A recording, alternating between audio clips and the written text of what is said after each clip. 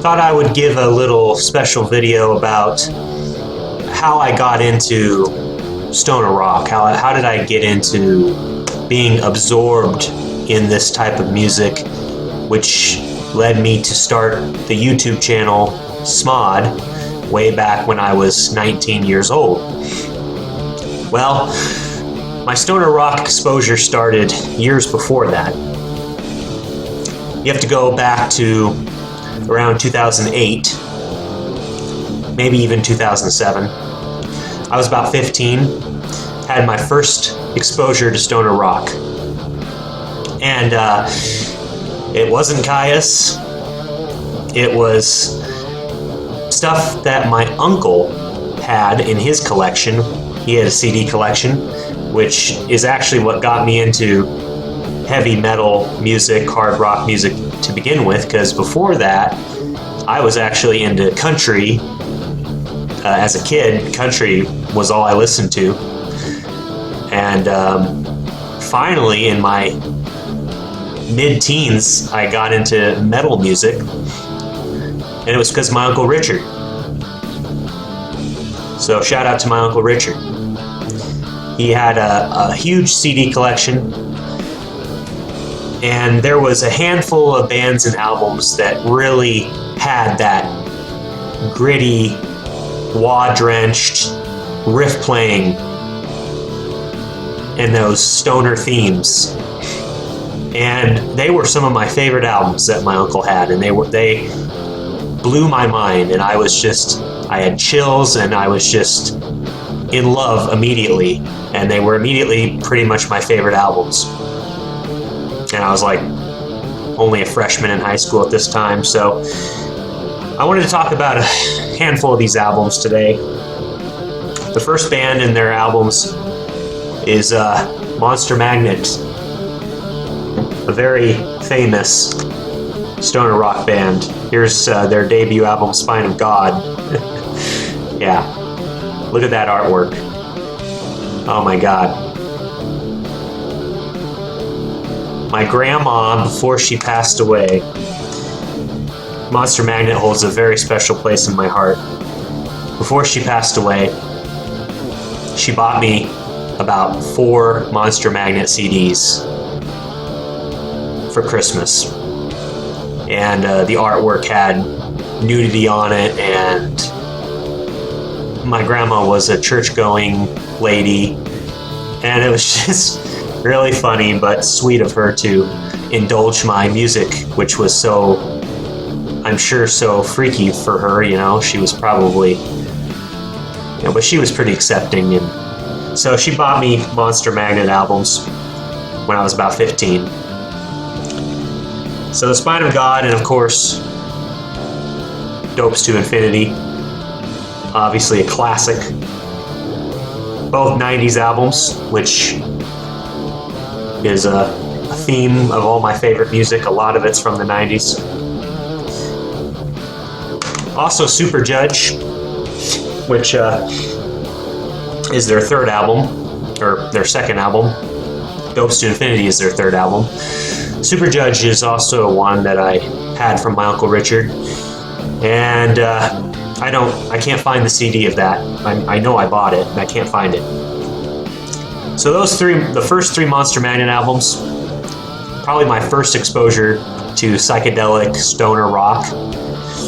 And then, of course, there was a couple other bands which were connected. Their albums were connected, some of the same musicians. Of course, we have Corrosion of Conformity, another 90s album, which is full of stoner riffs and stoner attitude.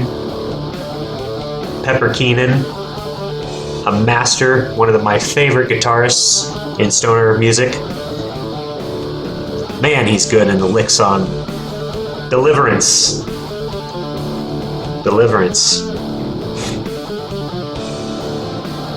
The first album with Pepper Keenan on vocals changed the band from their earlier hardcore, thrashy type of music to straight up Southern stoner, and it was a fantastic transition. Deliverance is a classic. So my Uncle Richard had that album, which blew my mind, the riffs on that. Some of the heaviest stuff I had heard up to that point. And then my favorite album of the lot, this became my favorite album very quickly within about a year of hearing it. NOLA by Down. If you have not heard NOLA by Down, oh my God, what are you doing? Look at that artwork. I remember that artwork. I remember the guy with the blunt or whatever in his mouth, and I was just like, all the song titles, you know, Hail the Leaf, you know, with a bong rip in it. Hail the Leaf has that bong rip in it. Yeah, it's stoner, all right. Yeah. Pepper Keenan, once again, this was the supergroup, which had members of Pantera and Crowbar and, man, Corrosion of Conformity. Supergroup. This was released in 1995. Probably still to this day, maybe my favorite metal album of all time. I just love every song on this album. I just love the atmosphere, the attitude, and Phil Anselmo, Pantera's singer. Probably the best thing he's ever been involved with, the best album he's ever sent. His vocal work on this album is his best vocal work, for sure. Pepper Keenan's guitar playing is amazing.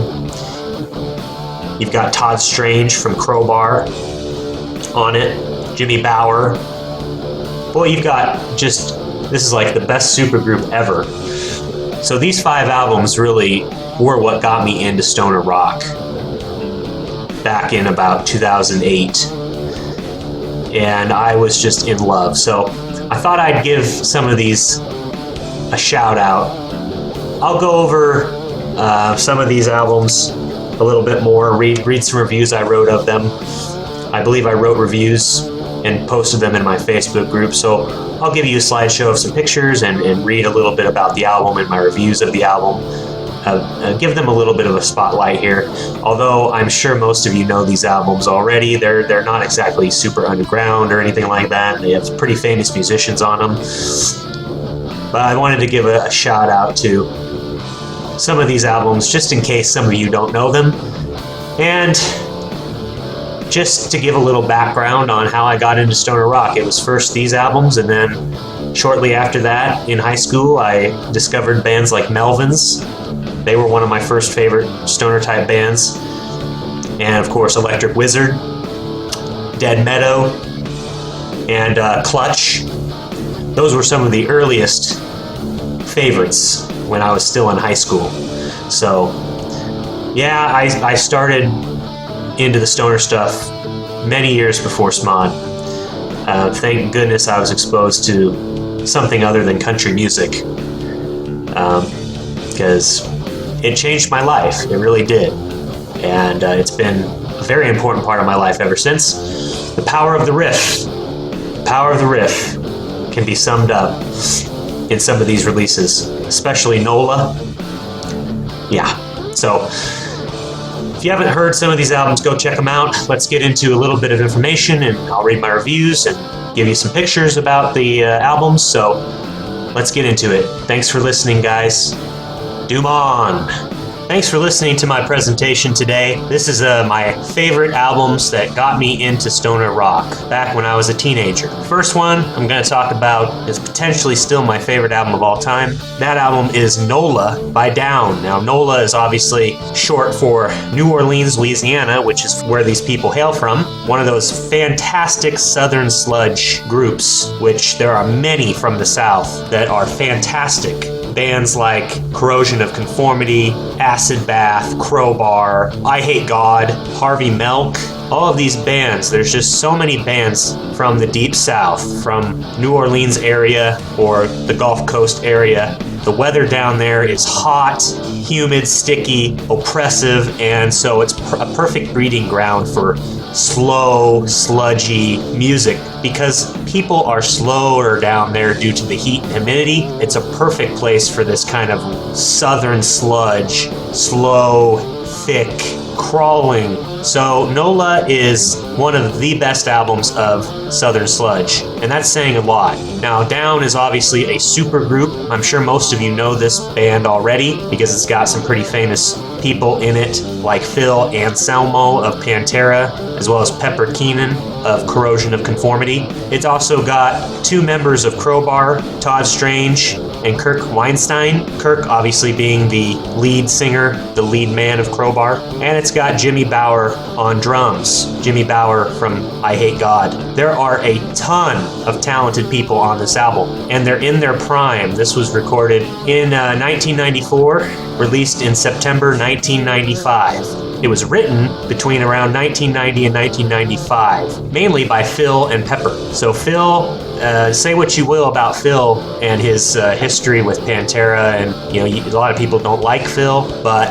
if you're a stoner metal fan, you have to have some respect for the man, because on this album he sang so well. His voice was just great here, and he wrote many of these songs, and you have to give him credit, because this is like a whole nother beast other than Pantera. I mean, it's not Pantera, it's not groove metal, it's not that cliche metal, tough guy metal that a lot of people don't like about Pantera. No, this is just pure Southern Sludge, stoner metal about personal struggles. Most of the themes of the album are death, suicide, drug use. The album NOLA, their debut album, truly by far their best album. They never topped this again. Truly a masterpiece. If you haven't heard this album, please go listen to it. I promise you, even if you don't like Phil Anselmo, you will love this album. Pepper Keenan, his riffs on this album are legendary. You've got dual guitar playing between Pepper and Kirk. Now, Pepper and Kirk, you've got two of the best Southern heavy metal, sludge metal guitarists, stoner metal guitarists of all time, with Crowbar and Corrosion of Conformity. Combine them and you have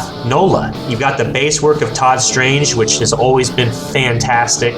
This album is a landmark. So many great songs, especially the first half of the album, first 5 tracks, really great, starting with Temptation's Wings, just a sick riff in Temptation's Wings. Beautiful. Pillars of Eternity through Hail the Leaf, probably my favorite 3-song section of the album. Pillars of Eternity has some amazing drums and riffs on it. Hail the Leaf obviously has that fantastic bong rip on it. Very atmospheric for stoner fans. Written by Phil, by the way, so Phil could definitely write a stoner song. You had Rehab, which is probably my favorite song on the album. Rehab is just gorgeous. It's a catchy song with some fantastic melodic sludge riffs on it, and a chorus to die for. One of my favorite vocal performances from Phil of all time is on Rehab.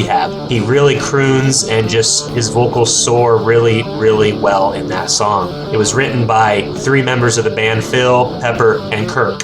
Then you've got Jail, which is a fantastic, slow, brooding song, atmospheric, much different than the rest of the songs on the album, and an obvious ode to Black Sabbath's Planet Craven. They were clearly dialing in some Black Sabbath, Planet Craven on that one. Of course, the most famous song from the album, Stone the Crow. That song was one that I fell in love with right away when I first heard this album as a teenager. Really catchy song, to this day, an anthem of stoner metal. And it closes with a very famous song, Bury Me in Smoke. Bury Me in Smoke really needs no explanation. It's 7 minutes long, the longest on the album, and it's a stoner doom song, the closest they get to doom. It really chugs along, just crushingly heavy. They totally go doom on this song. I wrote a review of the album, I'll read that now. It's the 1995 debut from the Southern Sludge supergroup Down. Down was made up of a who's who of heavy metal hitters. Featured Phil Anselmo of Pantera on vocals, Pepper Keenan and Kirk Weinstein of COC and Crowbar on guitar, Jimmy Bower of I Hate God on drums, and the big sexy Todd Strange of Crowbar on bass. The fact that all these dudes got together at the same time to make something like this still blows my mind.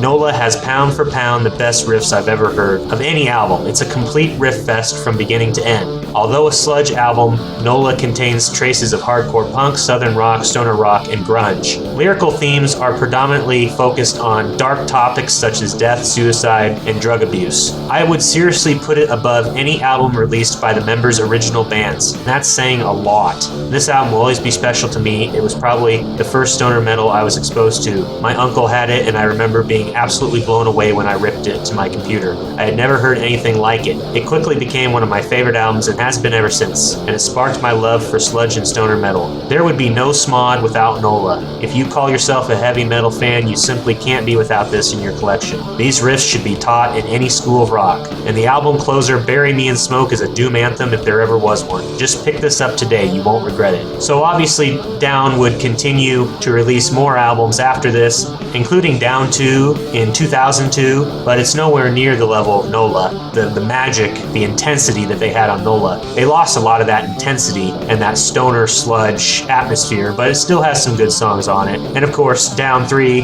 kind of the same way, has a lot of great songs, but don't expect another NOLA. Temper your expectations after hearing NOLA. You can't talk about NOLA without talking about Corrosion of Conformity. Now, COC, very famous southern stoner metal, stoner rock band, one of the best stoner metal albums of the 90s, released in 1994. Pepper Keenan obviously was the new lead singer for the first time in the band, and his second album contributing to guitar playing after Blind, although Pepper truly did take over the style in this album, as it's their first album that would feature his famous southern stoner sludge, southern metal. This is Pepper's mark on the band, Pepper being one of the best stoner metal guitarists of all time. So this album is an absolute masterpiece. You have to hear Deliverance. They have a very famous song called Albatross. That song is such an anthem of stoner metal, and if you don't like Albatross, I would say you're just not meant to listen to southern stoner metal. You should just find something else like, I don't know, Justin Bieber or somebody else to listen to. But Albatross, definitely one of the best songs they ever recorded.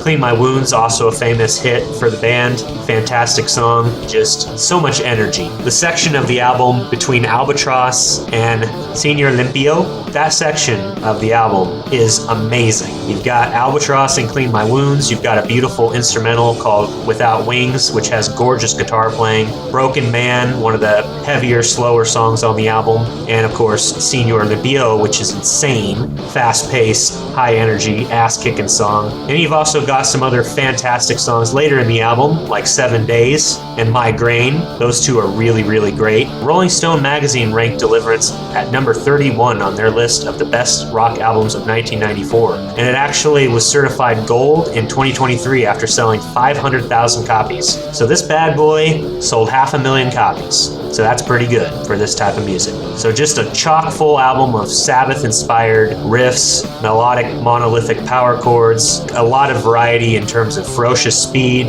but also some slow, doomier, groovier songs as well. Just a fantastic stoner metal album, which I'm sure most of you heard, but if you haven't, go check out Deliverance by COC, and you also can check out their next album, Wise Blood, which is not quite as good as Deliverance, but is still a very ass-kicking stoner sludge, southern stoner metal album. They're two best albums by far that they ever made. And of course, lastly, one of my favorite earliest stoner metal bands that I was into as a teenager, around 14 years old, is Monster Magnet. Definitely my first of the more psychedelic type of stoner rock. Monster Magnet was a pretty famous band in the genre, and definitely they were one of the main drivers of the stoner rock genre that would come in the late 90s through the 2000s. They influenced a lot of that along with Caius. So Monster Magnet was instrumental in introducing tons of people to stoner rock and to start a whole new generation of stoner rock, taking over from the 70s bands. Monster Magnet was a 90s band, very instrumental in that next generation of stoner rock. Most known for Power Trip in 1998 with their radio hit songs like Space Lord and Power Trip, which that's a good album, but their stoner, true stoner and space rock albums before their first three albums are their best work and are still legendary albums to this day. The album I really got into when I was about 14 was Dopes to Infinity, their third album, which is still considered one of their most popular albums, and boy, it really blew my mind. Very spacey, great atmosphere, the cover art, this was the first time I had heard anything like this when I was 14. I had never heard anything with this much trippiness to it, that mind-altering, trippy atmosphere and reverb and all that kind of stuff, and the artwork artwork and just the whole package was just space and stoner, and just it really influenced my love for this type of music, and I probably would never have gotten into stoner rock and started SMOD without Dopes to Infinity, which was released in 1995. Of course, you've got Dave Windorf, the vocalist, and Ed Mundell, one of the best guitarists in stoner rock. To this day, he is still recording music with Atomic Bitch Wax, which is another great project. His guitar riffs on this album are legendary. It's got some pretty famous songs on it, like Negasonic Teenage Warhead, Look to Your Orb for the Warning, which was actually featured in the Matrix soundtrack of the movie The Matrix. Some of my favorites are Look to Your Orb for the Warning, Ego the Living Planet, really love that one. It's a nice instrumental track, very doomy. Blow 'Em Off is a fantastic song as well, one of my favorites. Of course, I love King of Mars, and Theme from Master Burner is pretty great, another instrumental track. They do these instrumental tracks really well. Stoner all the way through and through, great heavy psych, great introductory album for people who are getting into stoner rock for the first time. It did it for me, and it really changed my life. And of course, Super Judge as well, the second album. I got into that one at the same time.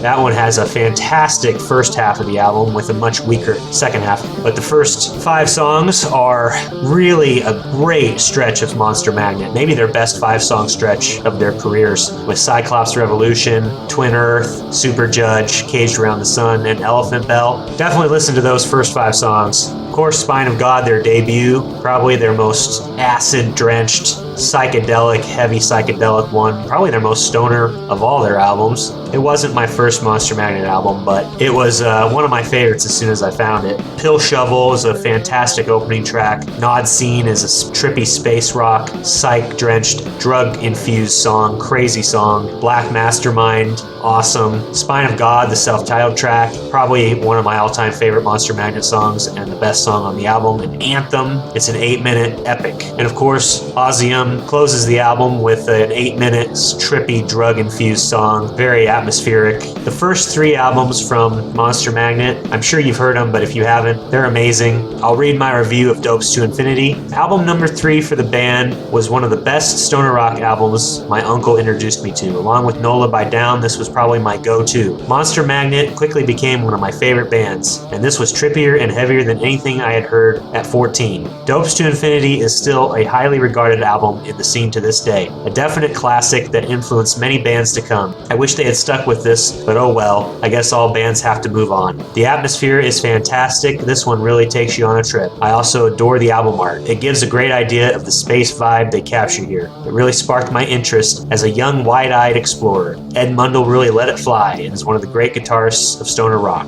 Anyone that hasn't heard this one should give it a shot now. So those were the albums that influenced my addiction to stoner rock and my dedication to promoting it. Without these albums, I never would have gotten into this line of work. So these are definitely albums that I will always hold close to my heart and listen to every single year. So check these out if you haven't heard them. And even if you have, I hope you enjoyed learning a little bit about my background. And maybe if you haven't heard them for a long time, this will make you want to go back and listen again. Thanks for listening. I'll talk to you soon.